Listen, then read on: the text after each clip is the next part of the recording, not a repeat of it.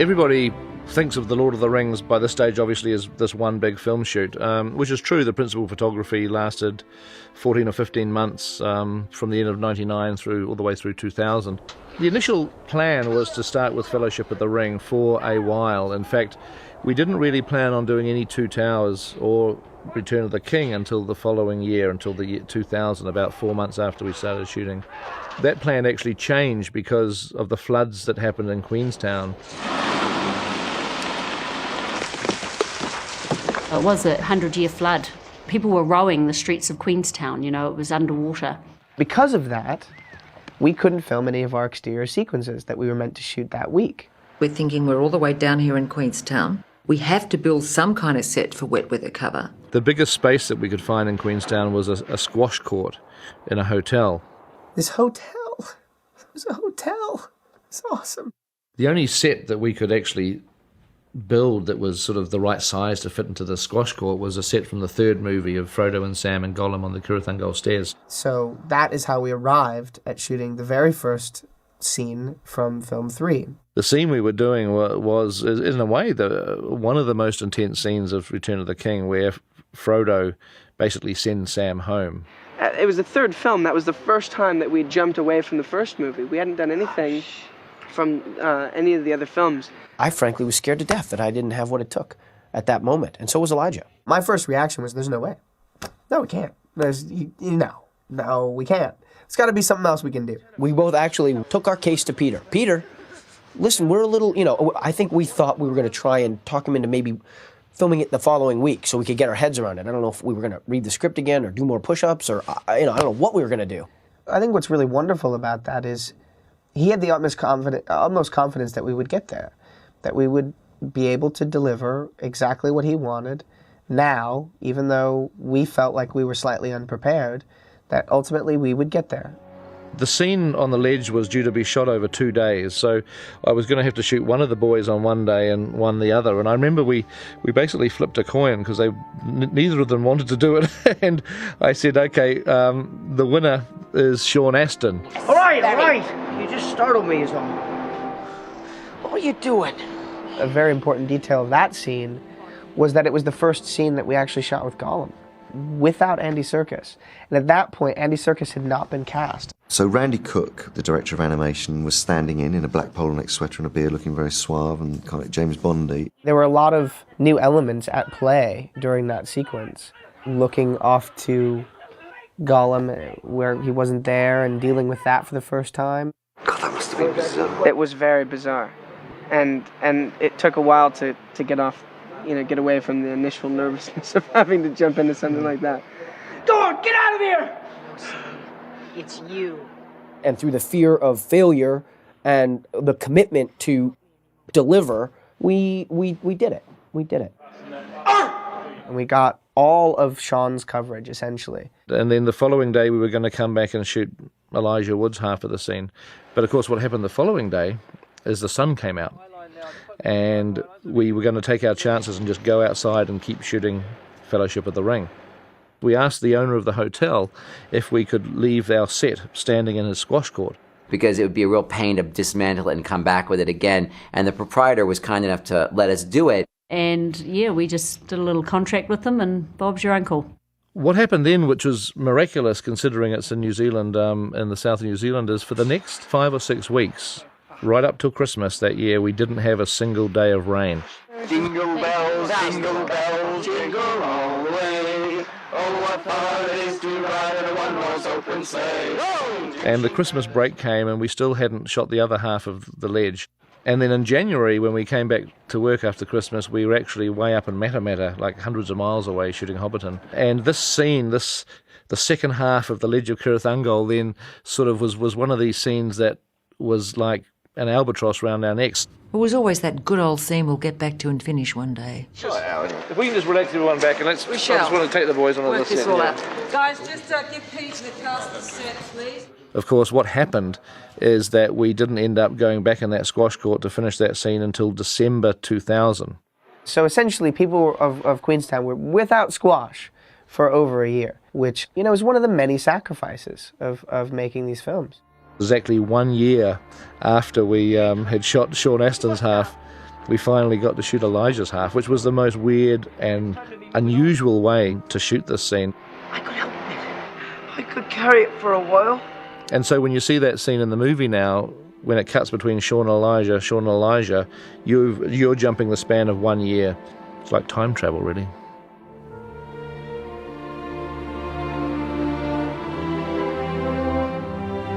She was only the innkeeper's daughter, but she managed a pint of my ale. The Isengard scene where Merry and Pippin are eating and drinking and smoking and reverting back to their Hobbit kind of sensibilities was shot on set in Miramar at 3'6" Studios. We're pissing! Jesus! We're weeing! Right, weeing together. Stand by to light those pipes. We're smoking our pipe weed, whatever pipe weed may be, whatever Tolkien was talking about. Long bottom leaf. In the Fellowship, there's a line from Saruman to Gandalf where he says, your love of the Hobbit's weed has kind of, dulled your memory somewhat. I'm sure it has some sort of effect, whether it's tobacco or some sort of weed. So, how high are we? They're such a natural comedy team, those two guys. So they played that in a lot of different styles. Where we'd be slightly drunk. Welcome! Very drunk. Slightly high. Very high. The one that ended up in was sort of the mildly inebriated version, which was probably more appropriate for a PG-13 film. Welcome, my lords, to Isengard! So you have come here for information? Can we not take counsel together as we once did, my old friend? Can we not... That whole final sequence with Saruman and Gandalf and Theoden was one of these things where basically you had to shoot the Fellowship side of it at one location and the Saruman and Wormtongue side at another location. For the Fellowship, and that was all part of the wet set that we'd built. Yeah, you just lift your bow up and you blast an arrow up past the camera, right? All right? Action! Victoria. Watch this! Well done. I didn't have 5 months of practice for nothing, Pete. Alright, we will do checks shortly. Stand by, please. The Saruman and Wormtongue part of that scene, that was actually done on the back lot back at Stone Street. Which I may say we shot in the car park. And cut. In a gale. That was not a wind machine. Poor Christopher, there was a very high wind, I remember. And I can sympathise what it's like, because I wore a very similar long white wig as Gandalf. What really helped in the shooting of that was that it was basically one of the first days that Ian McKellen was there, and he basically, along with Bernard Hill, read all the lines off camera with Christopher. Saruman, your staff is broken. Oh. So Christopher wasn't just going off of anyone, he actually had Gandalf and Theoden there. And action!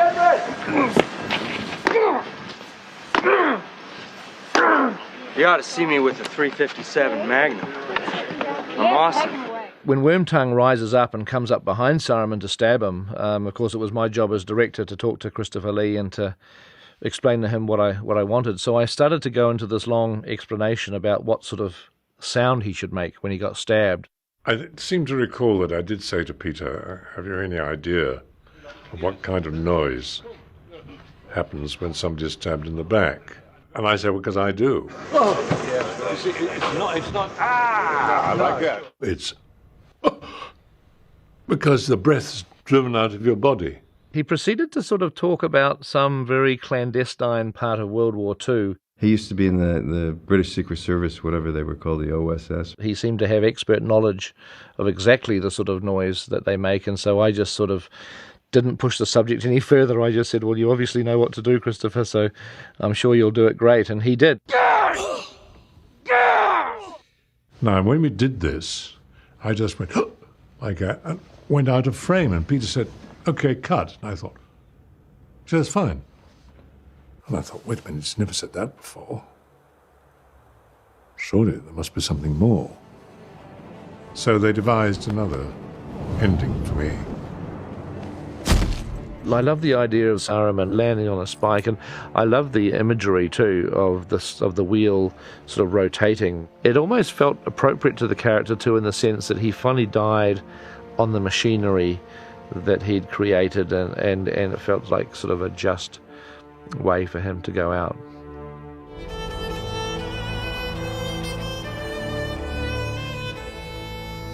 The scene we're shooting today is one in which the people of Rohan are sort of celebrating their recent victory at Helm's Deep. He wanted to have lighten the mood of the film in somewhat some places, and so we had this drinking scene.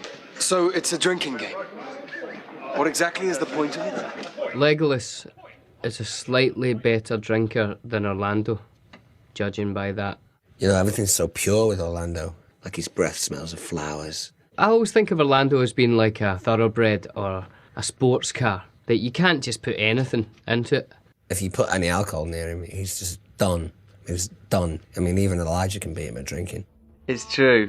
But I'm a total lightweight. I think I feel something. A slight tingling in my fingers. I think it's affecting me. Here we go now. Very drunk, John, very drunk. Right. Very good. Perfect. Look at action. What did I say? He can't hold his liquor. He wouldn't just give the lines that were on the page. He would also, improvise and give 3 or 4 other things off the cuff. Oh, yes, the dwarves that go swimming with little hairy women. Improvisation is by its nature 97% garbage. Give me another one. Oh. You try things, you do things. Sometimes they work, sometimes they just make a mess. Sometimes they do both.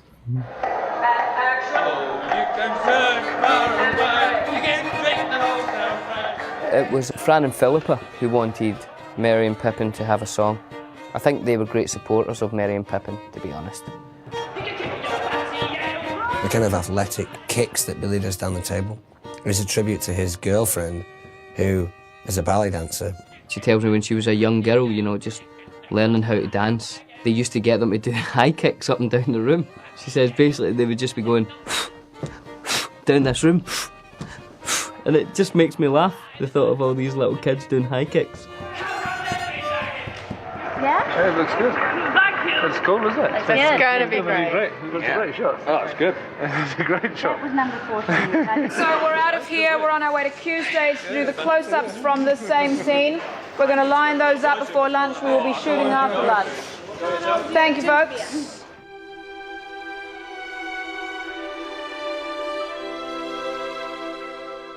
The Mogul Crossroads was shot in a forest near Wellington. It was just in a scrubby bit of farmland. We picked it because it had these interesting shapes of these trees that had sort of splintered and split. Waiting for the cloud. Waiting for the cloud. It can be rather distressing at times like this when you're sitting waiting. I think at some point it'll be better to have lunch. One of the greatest thrills I had, kind of offset, if you like, was during the filming of the Morgul Vale sequence where Gollum's leading him past the statue of the Gondorian king. To our surprise, Sir Edmund Hillary visited that day. Sir Edmund Hillary's about to come down for lunch. Hey, how are you? All right. Good to see you. Good to see you. Have you had a good tour? Oh, absolutely mind-blowing tour. It's been lovely, really. Edmund Hillary is the first person to climb Everest in 1953. I mean, he's a genuine hero, one of New Zealand's greatest heroes. We're filming a scene down here, but you've just come for lunch. So. Oh, right, okay. And being a mountaineer myself, he's always been a massive hero of mine. I remember reading books about him when I was 7 years old. Andy Circus. Pleased to meet you. Pleasure to meet you. I was giddy as a schoolboy that day. I was thinking, okay, what's the first thing I'm going to say to the first man who reached the summit and returned from Everest? And I was, so how was it? The view, how was the view? Oh, it was pretty good, really. On Everest, as they were making the final ascent, he'd just get up before anyone else was awake and he'd go and carve the steps in the ice all the way up to the next camp. And yet here he was on our set. I remember sort of walking down the hill on this rather slippery, muddy hill, and he's an old man now, obviously, so I remember rushing forward and wanting to grab his arm and help him down, because I thought, oh my God, I hated if Ed Hillary slipped and hurt himself while he was coming to visit us on set. It was a true honour, I think, for everybody to be in his presence. I mean, he's on the New Zealand $5 bill. A gift from Peter Jackson. These new $5 notes, they're plasticky things. Yeah, like, it doesn't take the ink as well. Doesn't take as well. No, this is the second edition, so to speak. Ed's actually a big Lord of the Rings fan. Ironically, the book was actually published the exact year that Everest was climbed. Peter Jackson is now a huge favourite son of New Zealand. And I just love the fact that Edmund Hillary came to visit Peter Jackson. And so to see them both, these two titans together at lunchtime, you know, it was great.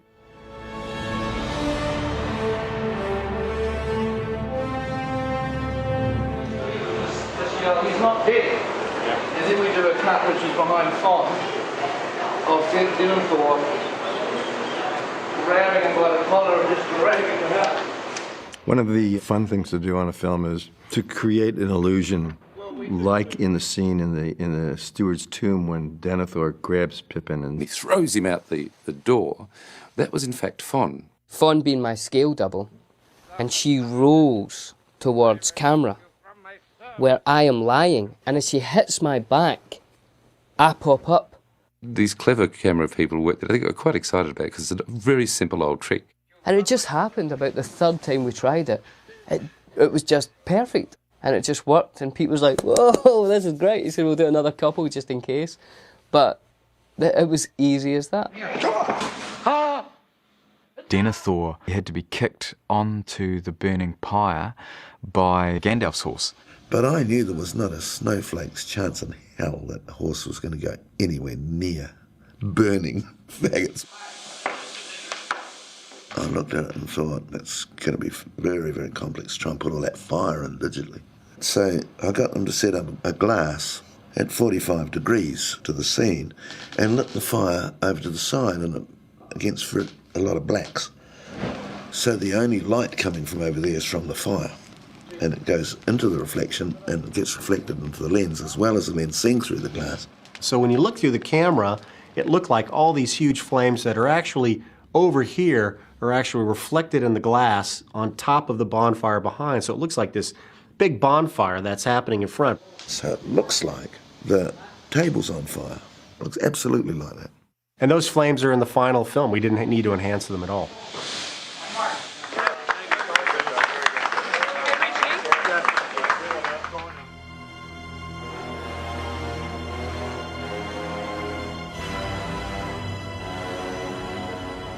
The Corsair scene, I figured out that that's probably where I should do my cameo in this particular movie. The whole thing about cameos, you know, I mean, obviously Peter's had a few cameos, you know, one in each film. And it didn't stop there, of course, because everyone else wanted to do cameos suddenly. I think everyone thought that they can finally get to be in Lord of the Rings, and this was one of their last chances. It became this thing of like, well, who's going to be in this? And it turned out it ended up being Andrew Lesney, our DP, and Richard Taylor, you know, head of What a Workshop, Gino Acevedo, who's our prosthetics, you know, supervisor, and Pete, obviously. And I kind of mentioned, oh, it'd be kind of fun to get a cameo. But before we shot this whole thing, we had a quick training day. There was a possibility that they were going to be firing arrows, so Peter wanted them to, you know, at least know how to hold it, make it quicker on the day. So I got this bunch together in a car park and we went up on a hill and had this expert archery chap and lined them all up and had lots of practicing. Just where you go, just let your fingers open. Okay, no, don't worry about it. Now the other secret is... You've never seen so many dysfunctional people in your life. Okay, when you're finished pissing around, you get that bloody elbow up. Fortunately, the defence of our nation didn't hinge on the qualities of the archery of these pirates. Tammy Lane did my makeup, and I had this really cool, you know, black wig. You know, it's just like, you know, I used to have hair like that in the 80s, except it was a bit more like a mullet rather than this thing. Viva la raza! The transformation that Richard went through, it was just unbelievable. Richard was actually quite pale at that stage. He'd been working so many hours, and to suddenly tan him up into this swarthy pirate. He looked amazing, actually. I was very pleased with the way Richard turned out. Richard didn't even look like Richard. Half the people didn't recognise Richard. That morning I invited Tanya and our son Samuel to set. I was thinking, gosh, where's Richard? Where's Richard? And suddenly there he was in front of me, and I'd been looking at him the whole time and hadn't recognised him. I didn't know who it was. What they did with Peter is that they gave him all these dreadlocks. You know, it's just not every director would just, you know, would go through this kind of stuff, but he loved it. He did look pretty fantastic and very funny. But I should go on set because I got to think about what the hell we're going to shoot. I have no idea what we're shooting, but this has been quite fun. On the day that we were shooting it, of course, the minute you get not only the director but the DOP and various other people, things slow down a bit, just because there's a lot of hooning around going on. The king and I, didn't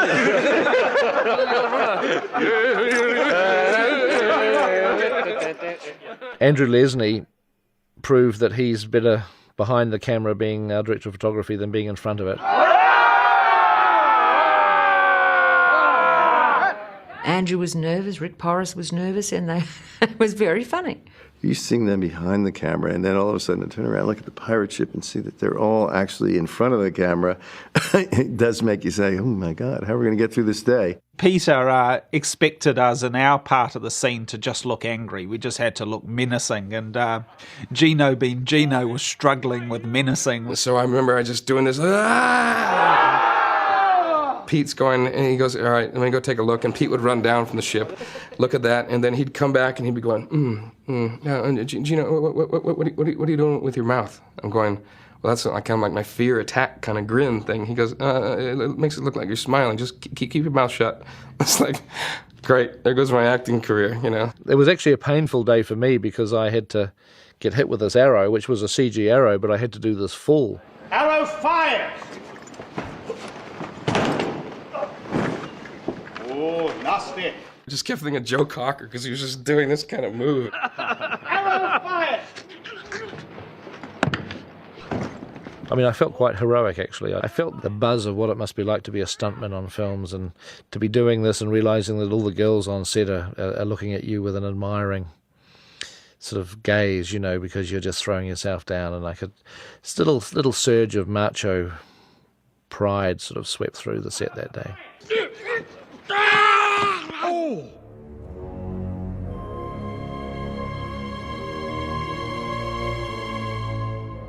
Well, today we're filming one of the seminal moments for Sam's character when I prepare to do Mortal Kombat with the Great Spider. Use the light, the spider backs away, and then swing it a leg, just swing it, swipe at it. Pete would describe what he wanted out of the scene. He would act it out. You know, you will not touch him again as a challenge. And then you could almost use the fire. Come on, let's finish it.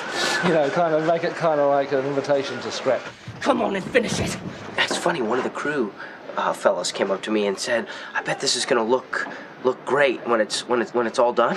And I said, "Yeah." He said, "But you can't really see the spider." And I just looked at him dead serious and said, "Well, I see it. I see the spider."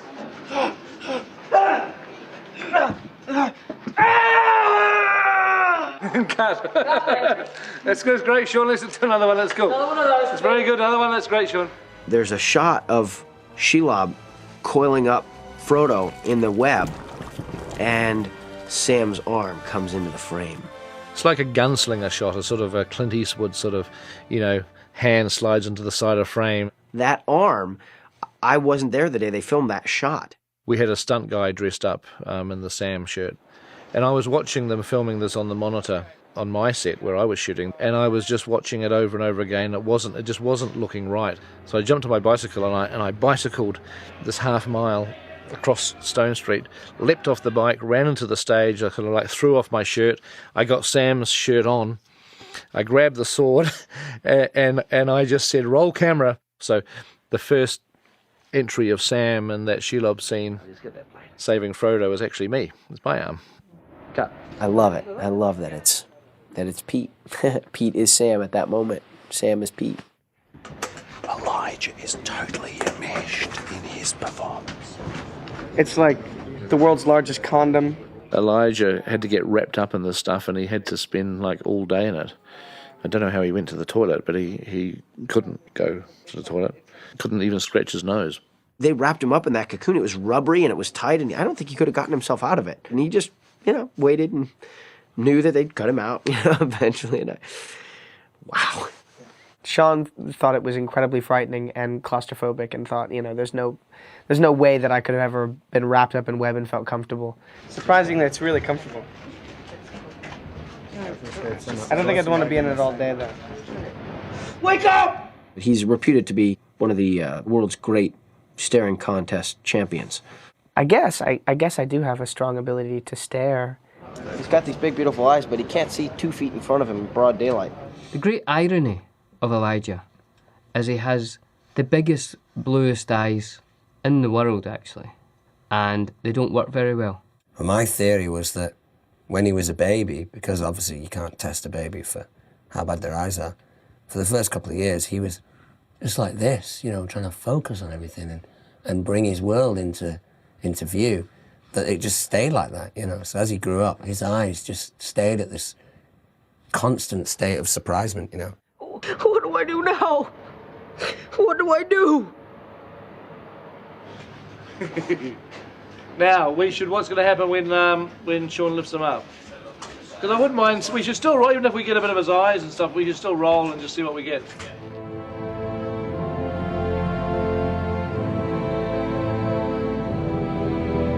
Right now! The whole of Pelennor Fields was really difficult, because it was such a kind of massive battle. Pelennor Fields was just huge. It was very tough on people just because of the energy levels that were required with the filming. It was just immense. I find it quite hard to describe, really. I finally get to fight in this movie. I actually get to fight more in the extended DVD than I did in the theatrical. It was the attitude that she brought to it and the respect that she got from the stunt team because of pushing herself so hard and putting so much into it, because she's not a natural fighter. I think we should just roll, because you sort of know what you're doing, and I think you just need Vaguely. to... Well, yeah, no, but, you know, even if you don't know what you're doing, make it look good.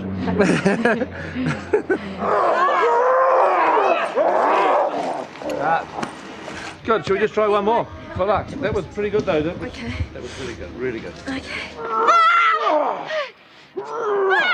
All he wanted to capture was just that moment of that morning star about to crush her, and we had to just keep on shooting it until he got that moment. And this was continuously, and I was going, oh my God, she's getting tired. And action. Okay, we'll just try one more. Desperate Miranda, wait. Duck at the last minute, Miranda. That was great, Miranda. Let's just do one more and then we'll break for lunch. I was actually just sitting there crying at one stage, and I didn't even know that I was crying. It was one of those things of being so kind of shell-shocked by the whole experience, that just sort of sitting there and then realising that I had tears running down my face. Sorry, Miranda, we'll just do one. Actually, Richard, yes. Just flick on to 12 frames a second now. We'll do a 12 frame a second variation. I was feeling really sorry for her, and I was going, cut now. And he finally yelled, cut, and she was knackered. All right, great. That was a great day. Thank you. Just remember, pain is temporary, film is forever. But it's all worth it. It's all worth it in the end.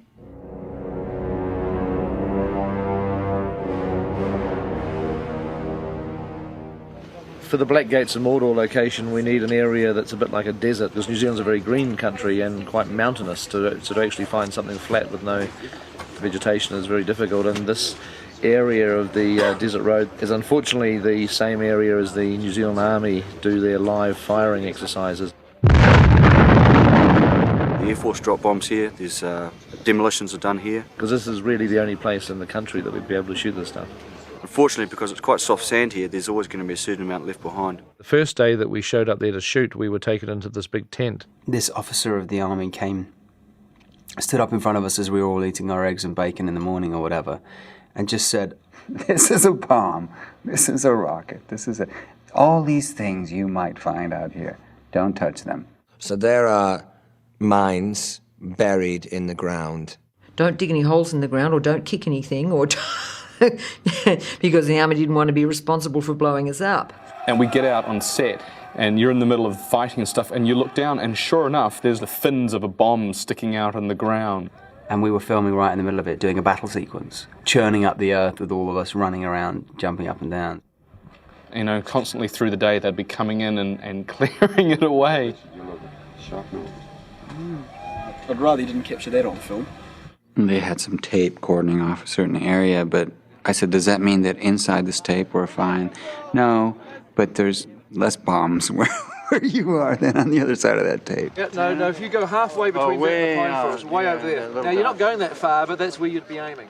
I was particularly nervous on one shot we did where we had Vigo and one or two of the other actors galloping across the desert towards the Black Gate. And I remember the army had sort of pointed out the zone that they'd cleared. I think that they went a little further than they were supposed to, and I think we were all hoping like hell they weren't going to step on a landmine or something, but they didn't.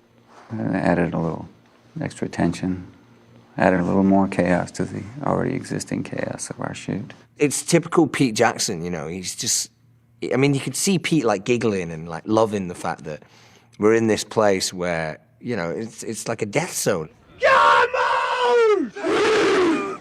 Okay, guys, let's shoot like a team! We were also using New Zealand Army for the extras. We had sergeants in amongst the rank. I want you to fill gaps, okay? Come forward, mate. Fill gap. They became our ADs, essentially, in rubber suits. Yeah, if you're going to form a rank all around the top. Okay, what we need to do in this half here, leave the front pretty thin, everyone else slowly drift back. For the first time in the history of making this film, you could go, everybody stand on a straight line, and whoosh, they did. Action! Number 4, right turn. Number 2, quick mark. And you almost got a fright. It was so efficient. And I know that they really got quite physical and seemed to enjoy beating the hell out of each other when those scenes where the two forces were clashing. And action! I wish we'd worked more with those guys, although it's not like the stunt players where they knew that it was make-believe. You don't have to swing that hard, okay? What's going to happen then if you swing, you miss, you cut him. He's going to cut you. It's all acting, eh? Those guys really took it kind of seriously. And poor Weta had this terrible attrition rate with their weapons because these guys would not do it pretend. They would bash the crap out of each other. Today, so far, so good. Only a couple gone down. Glad you find it funny. 2 head injuries and 3 ankles. I got a shield in the face and seen the bright shinies and been a bit concussed. So, you know, it was legit. Kind of dangerous.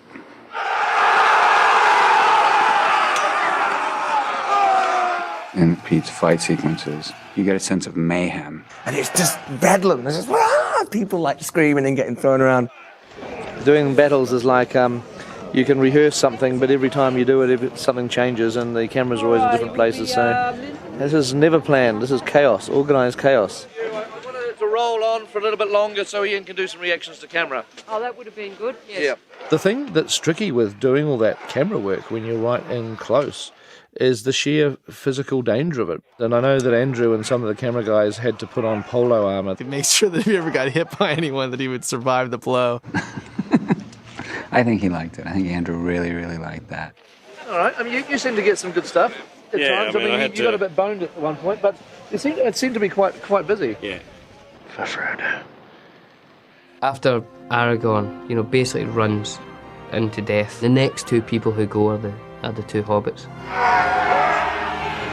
The hobbits take off first. I love that. That's one of my favorite things about it.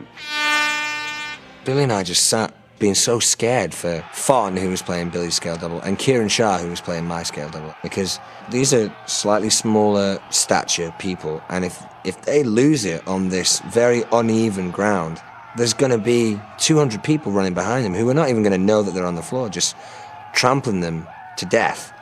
I kind of mentioned that to Pete, and you could just see him just rubbing his hands and just like, I know. Hey, I'm going to get a kick from Hulk for hitting me on the head with one of our weapons.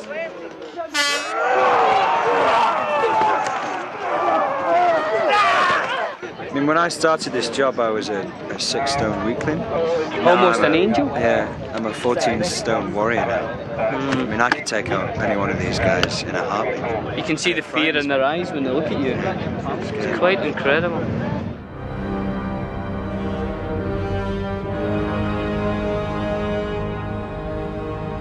Looks quite good. And there's actually quite a good ridge. You could almost use those background rocks there as part of it.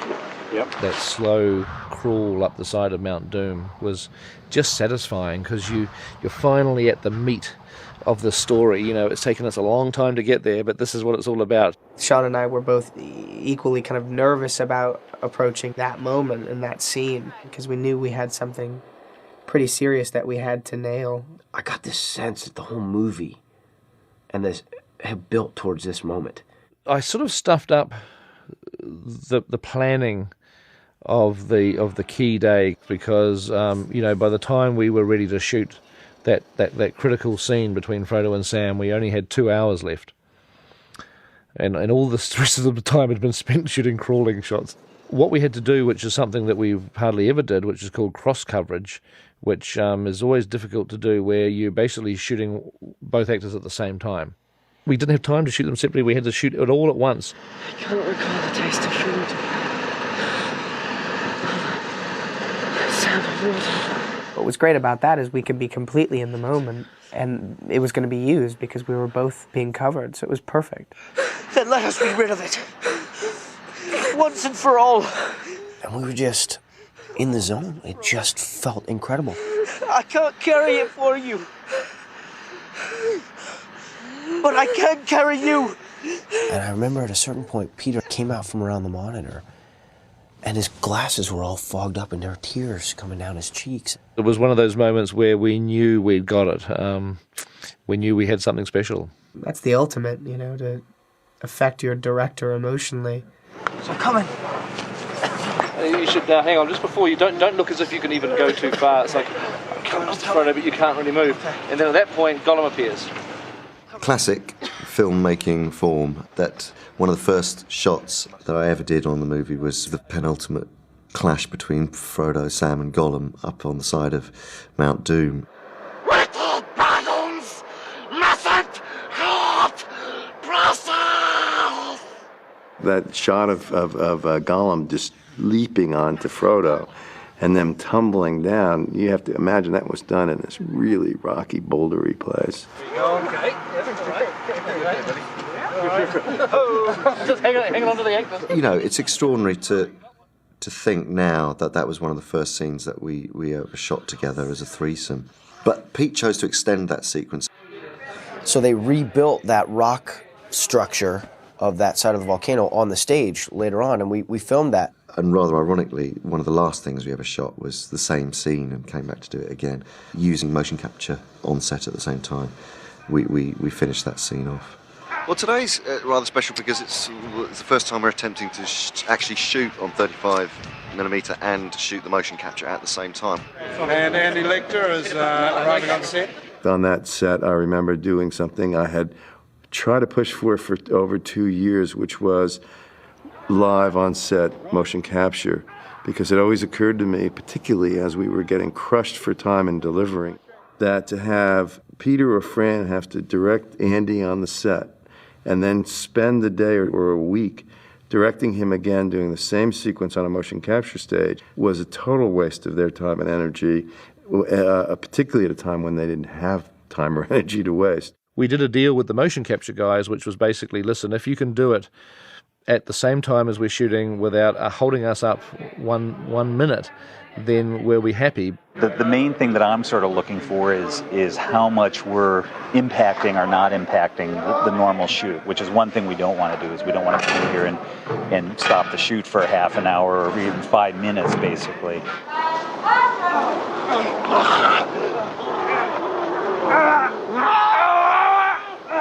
Yeah, that was cool. Getting boned by that. And action! That's cool. So he doesn't have to do mocap on this now and some other thing? This is it. This is the first time in the history of cinema this has ever been... I don't know.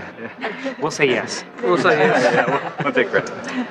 I tell you what, it worked absolutely perfectly. It was the culmination, really, of the technical achievement of Gollum, really, and it happened in the last few weeks of Return of the King.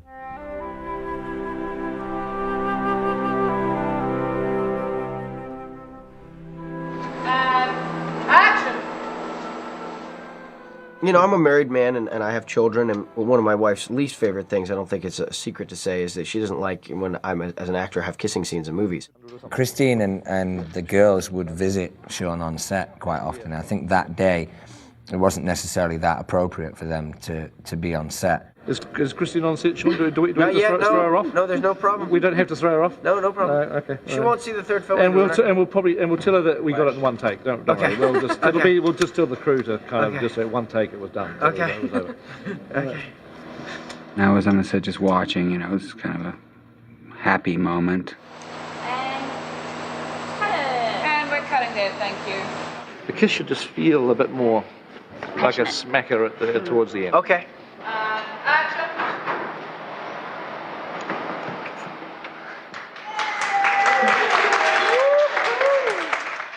Just put your arm around her shoulders, you know what I mean, and Yeah. just squeeze her in tight. And just enjoy the cheers. I think Pete wants to play Rosie. No. You know, it's going okay, but it didn't seem like Sean was getting what he wanted. You know, it wasn't, nobody was totally happy, so they kept doing it. And I thought, So I ran over to Billy's trailer and woke him up. It's very hot, so you may want to be sort of back here and then just step in, but you can be here. Camera tracks across, Right. and your camera right at the end of the eye line. Camera right? Yeah.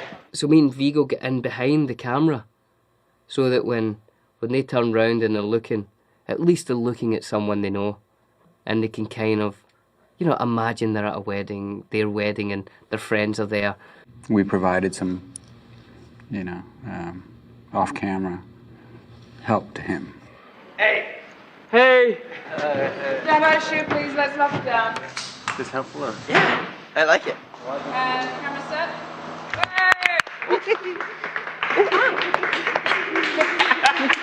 And then in one of the takes, they turn round and I'm like, "Yay!" And Vigo grabs me and kisses me hard in the mouth. I mean, like I've never been kissed from man nor woman. And by God, I saw stars. And I think I fell in love for a split second. And then I felt a bit sick. Did you see what they did? Franny. You don't know about this? You never heard this? I think, I'm not saying, I think I felt tongue. I think you opened your mouth. I was watching. No, he did.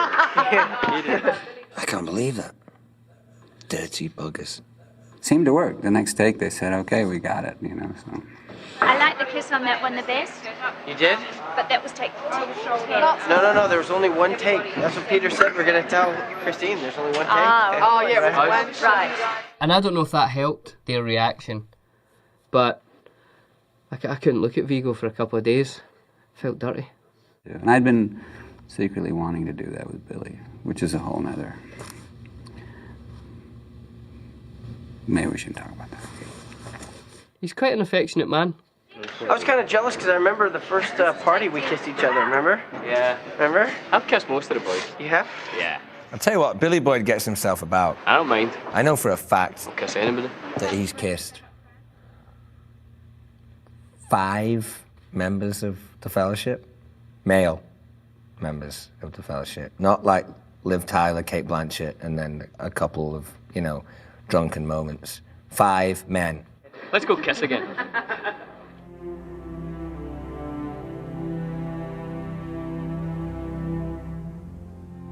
I will not say do not weep, for not all tears are an evil.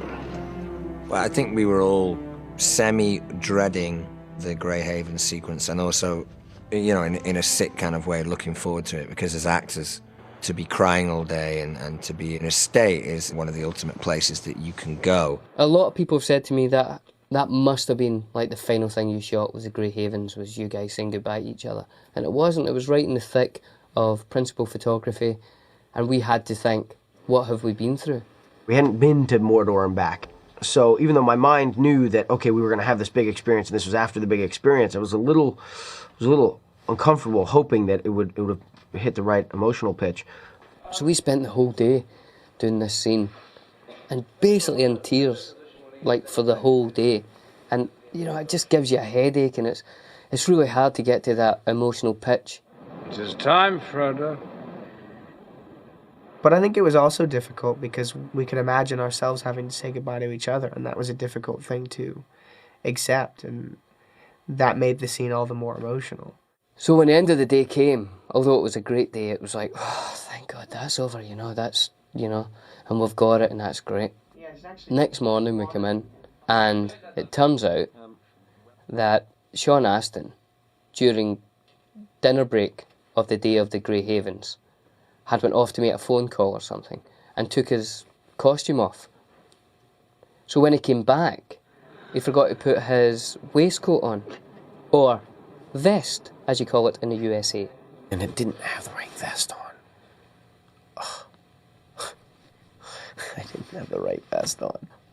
So we had to reshoot it. Can you believe that? That this scene that was just like so kind of emotional, but then you had to go back knowing what it was going to feel like, filming another whole day of that. So it was like, oh. It was one of those moments where you felt that you captured magic and you didn't know whether you could ever do it again. We were just crushed.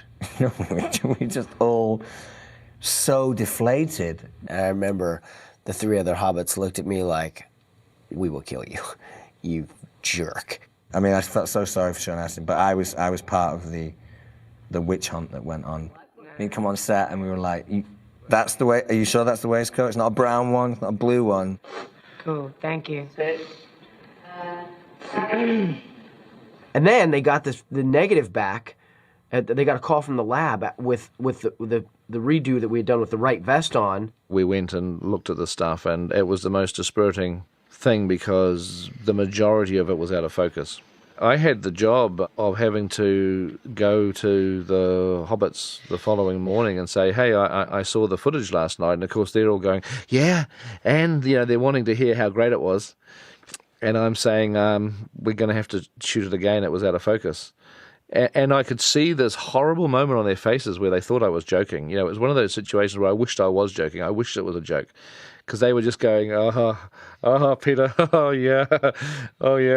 You know, it was like Peter's trying to pull our leg again, and it was like, guys, I promise you I am not joking. This is absolutely serious. So we had to redo it again.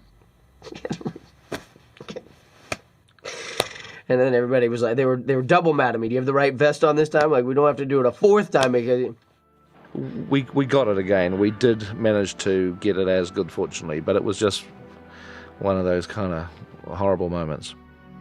If you were to say to an actor, we will give you a guaranteed get out of jail free card if you want to choose one day where you never have to do that day again, I think all four of us would have said, Grey Havens. There's the irony, you know, that's the journey. That's how we earn our stripes, you know.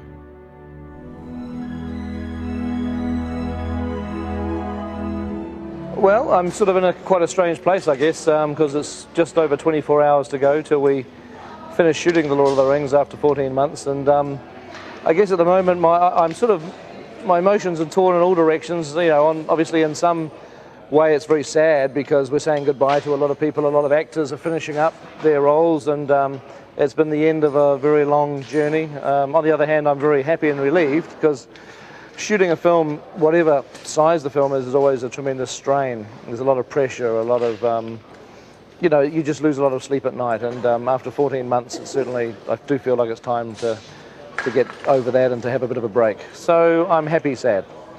The end of principal photography was all a huge rush because we had to wrap before the Christmas break of that year. And suddenly we really kind of ran out of time, and there became this moment where Peter was directing I think something like 10 units at once. I think we'd gotten to the point where there were 7 units shooting 7 days a week, 24 hours a day, meaning camera was always rolling. Another one right away. It was crunch time, you know, we had to finish. In the course of one day, I think I did like 7 or 8 different costume changes. You'd get 3 or 4 call sheets a day and have to be on different units. So what else are we doing today? Oh, we're doing Don Harrow. I mean, it was just really a juggling act. Most movies are to some degree, but I've never seen anything like that. Doing all 3 movies in the same day. Si no me maruan, The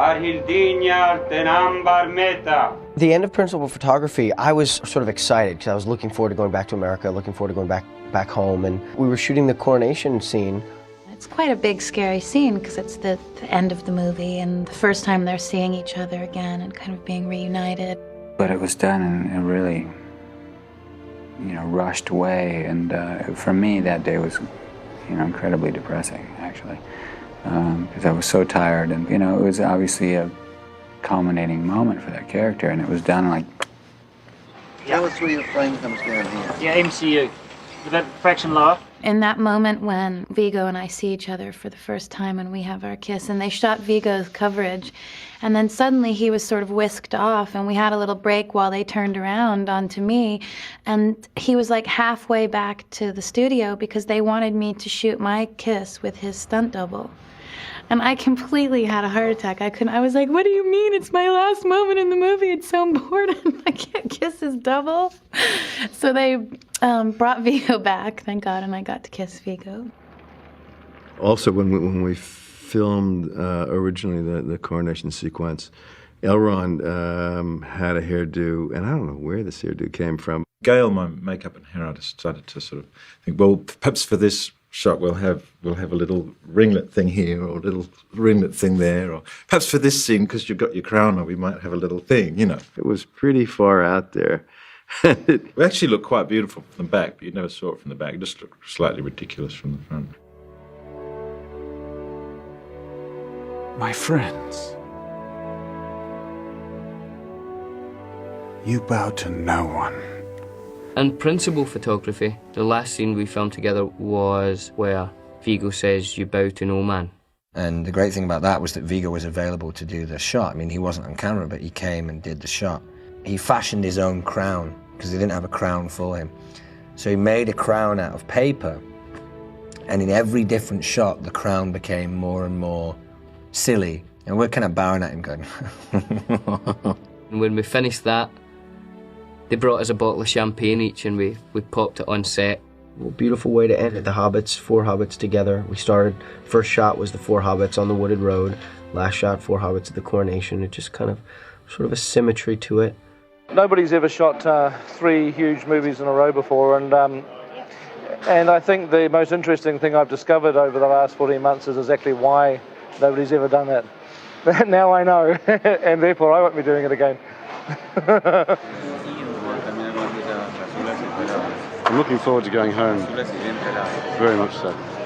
The very last thing I directed as part of the principal photography of Lord of the Rings in the end of 2000 was a scene that didn't actually make it into the movie. It was a little moment, a montage moment, of Viggo putting on the sort of his new armour. It's not really armour, but it's the leather jerkin and the chainmail and things that he wears as the king. Kane and Dave are going to dress Aragorn. It was kind of like a gift to Weta and a nice acknowledgement of Weta, having 2 guys who had worked every single day, worked their asses off, getting us ready for battle, getting to have them on film, doing what they did. They were being Weta guys, putting my stuff on.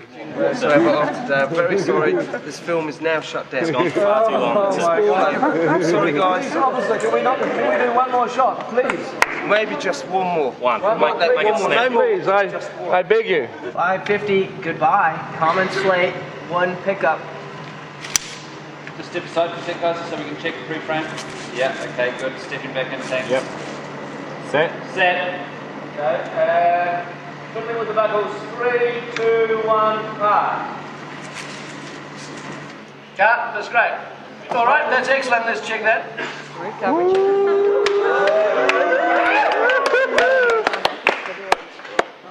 Yeah! Please, man. Gate's clear. Nice clear gate. Well, Gate's clear. It's all hinging on you, guys. Gate's clear, very good.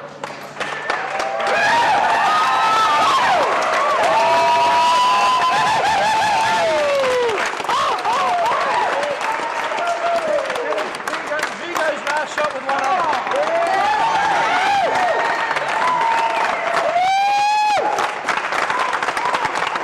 I just can't believe it's over. It's just the weirdest feeling. We finish in Minas Tirith. Congratulations. Thanks, everybody. Thank you all for incredible effort. It's been a pleasure to work with all of you. Love it. We party tonight.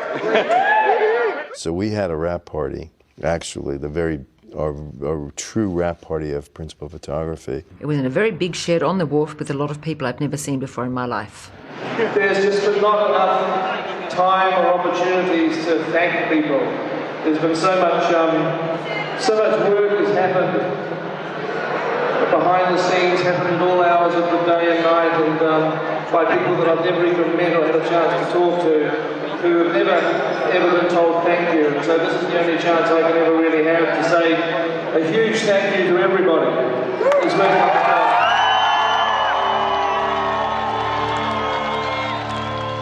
film. And then we flew home the next day, and got home, and I didn't quite know what to do with myself.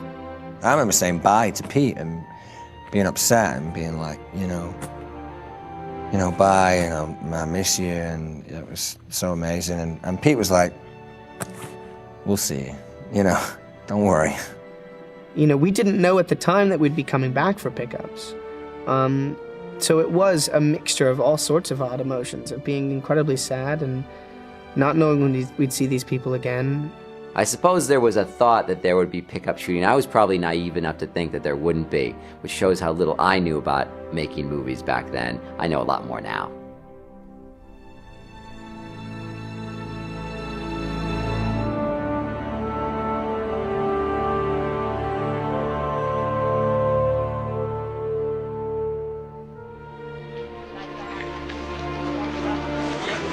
Good morning, good morning, good morning.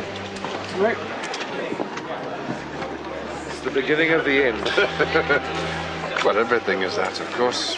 The concept of doing pickups and, rewriting scenes and writing new scenes and shooting stuff and tweaking the films and stuff, that's obviously a tool that we've utilised as much as we possibly can in the making of these 3 films. We corrected scenes, we kind of fine-tuned scenes. So there were elements of the original Coronation shooting which I wasn't that happy with. 3 years almost later, we revisit the same scene, and Pete is able to take the time with it, and I was very happy.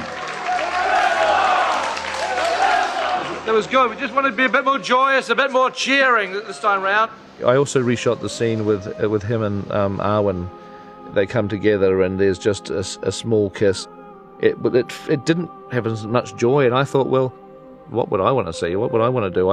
I thought, well, they'd have to be formal because it's a formal occasion, but then their love for each other would just overwhelm everything, and they'd just grab each other and snog.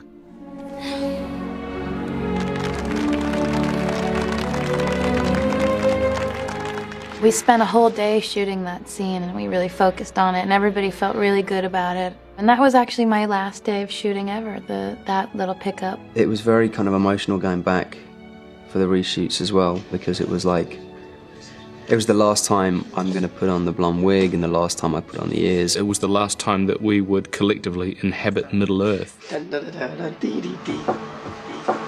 Last time. But yeah, it's starting to get a bit sad. It's almost the end. First shot, August 1999. Final shot, what are we in, July? July 2003. Could this be the longest day of my life? Nothing can really prepare you for that, 4 years down the line, and finally you've arrived at that day in which is your last day, your official last day. The last shot came up.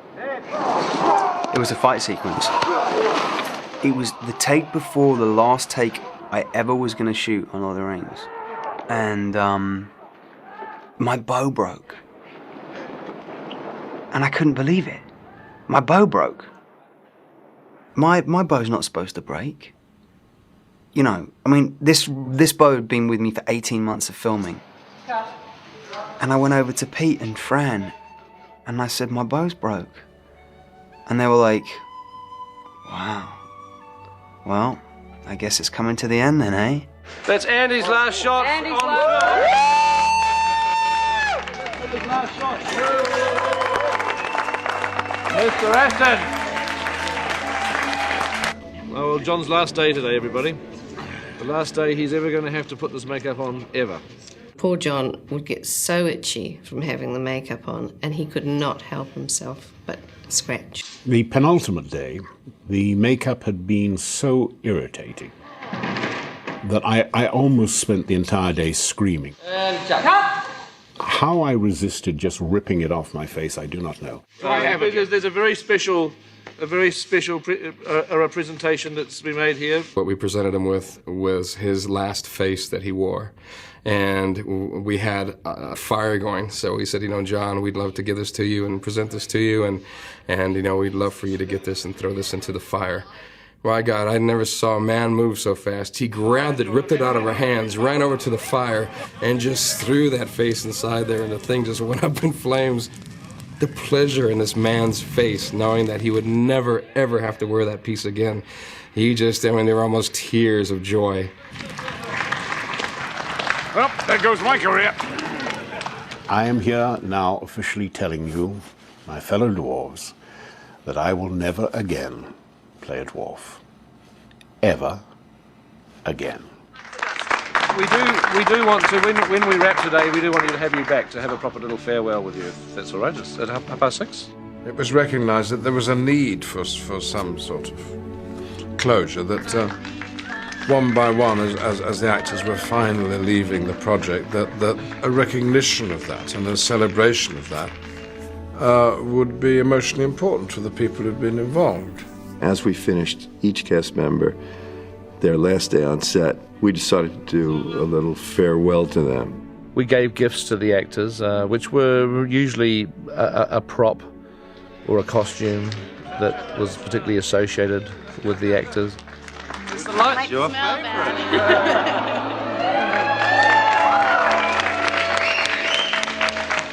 The greatest gift that was given to me was one of the rings. Precious. I think it's rather poetic that one of the two people that they gave them to were the two ring bearers in the movie. I'd always said I would really like the silver belt that I wore on a number of costumes, and then also the sword, of course. Everybody wants their sword. I got my sword, Sting, and my last pair of feet. I was given Glamdring, Gandalf's sword. Oops, stand back! I stole other artifacts.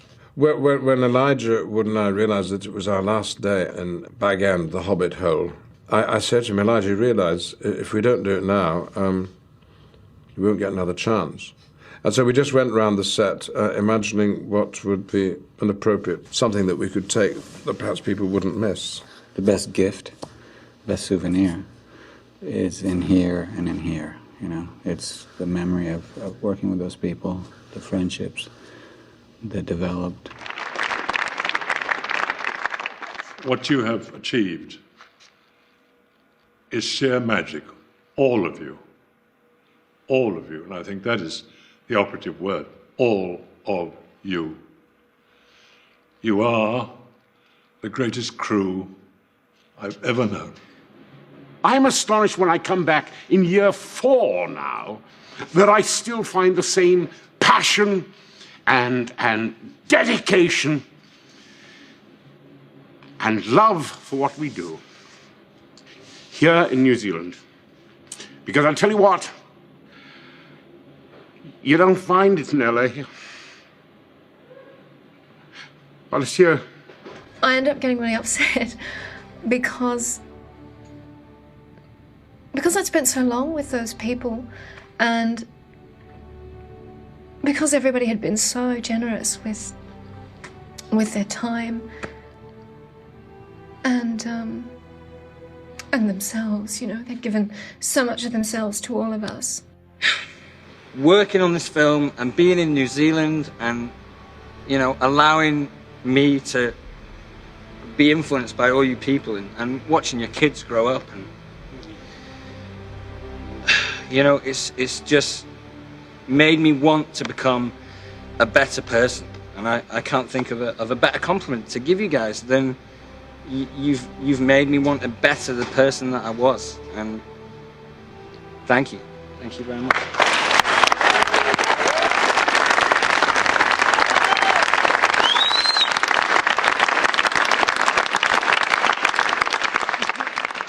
Sometimes it was hard to keep the tears back, and I think that the actors themselves, it was almost worse for them really, because they were quite overwhelmed by the fact that this journey was coming to an end.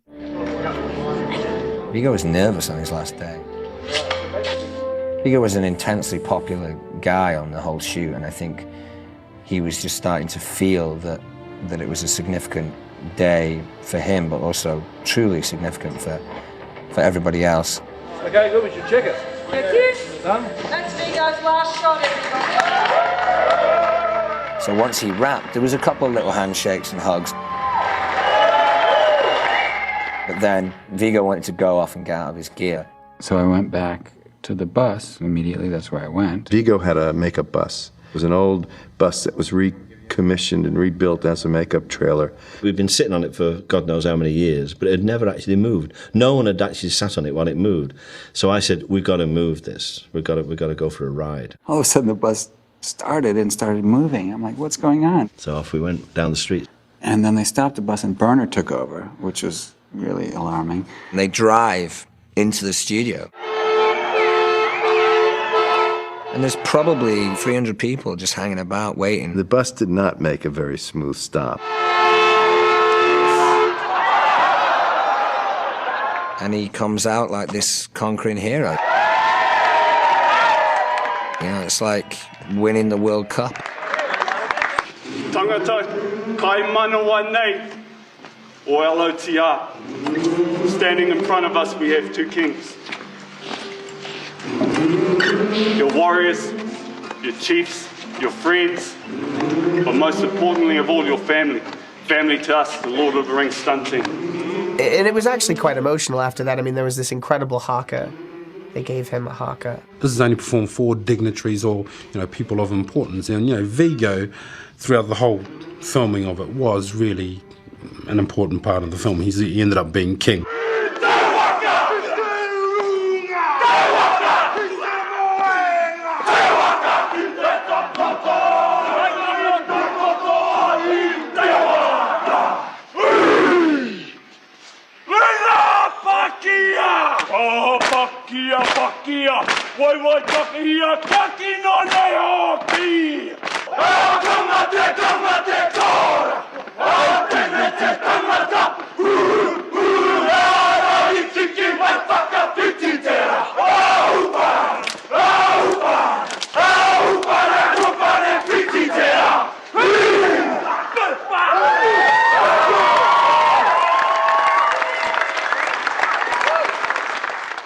And of course, at the end of it, V goes around and does a headbutt. I wanted to say goodbye, give each of them a hug, but of course the first one I saw was like, bam. And then I did another one. I realized, well, I have to do them all now.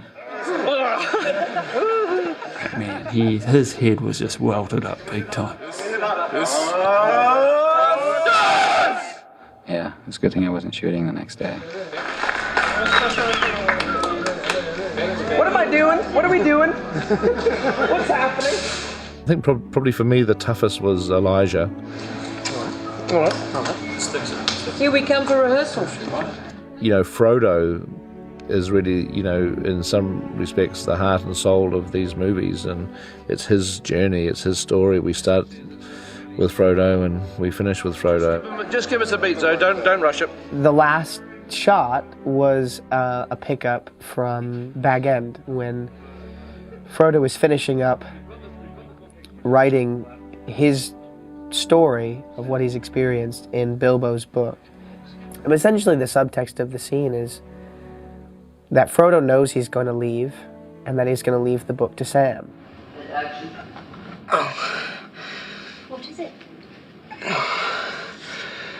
It's been 4 years to the day since Weathertop, Sam. It's never really healed. And one more, that's nice, Elijah. Just give us more of a sense that you're distancing yourself from Sam, that you've already made the decision and that you've now got to cut your emotional ties with him. It was amazing because it was, it came at the perfect time for me, or not the perfect time, depending on how you look at it, because I was also preparing to leave. It was my goodbye too. Okay, we'll just keep rolling. We may as well have another crack at that. Keep it locked down. And it was really quiet, you know. It had really quietened down, and everyone was there. Pete was talking really quietly. Good, and just give us a very slow, melancholy one now, even slower and more disconnected from Sam.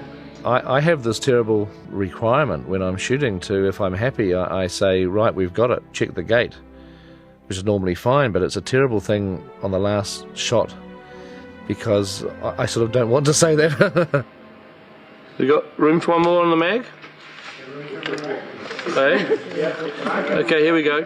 I actually remember at the time thinking, you've got this. You got it 3 takes ago. Like, you know, they were doing it over and over again. And one more. And at the end of each take, there'd be the silence, and it was like, is Peter going to say, we've got it, check the gate, or is Peter going to ask for another take? And I think all of us really just wanted to keep doing more and more takes. One more. Here you go, and action. Looking over at Pete, and you could just see him just not wanting to stop, you know. And The Lord of the Rings by Frodo Baggins. You finished it. Not quite. There's room for a little more.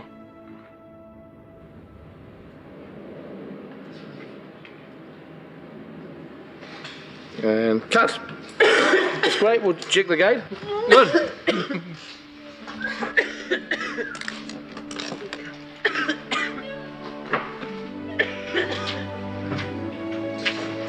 Lovely last shot. Thank you, Pete. Man, I'll never forget it. It's imprinted upon my memory for the rest of my life. Burst into tears. And he just said thank you over and over again. Oh, Jade's good. Thank you. Thank you. It's been so amazing, Peter.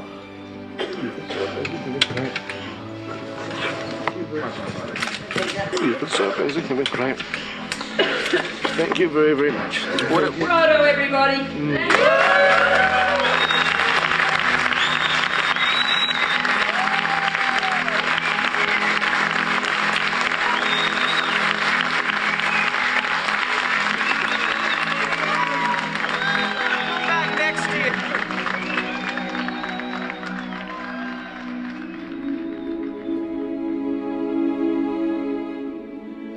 We just went through this series of farewells, and it made the pickup shooting on Return of the King very weird because it made it incredibly emotional. It shouldn't have been emotional. It should have just been straightforward. We were just shooting some scenes for the movie, but it was a 2-month period of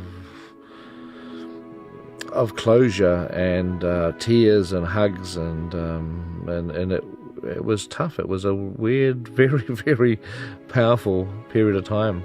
So we just said goodbye to Frodo Baggins, and it does feel like we're all off to the Grey Havens. It's the end of an era, really. So, yeah, kind of another sad day.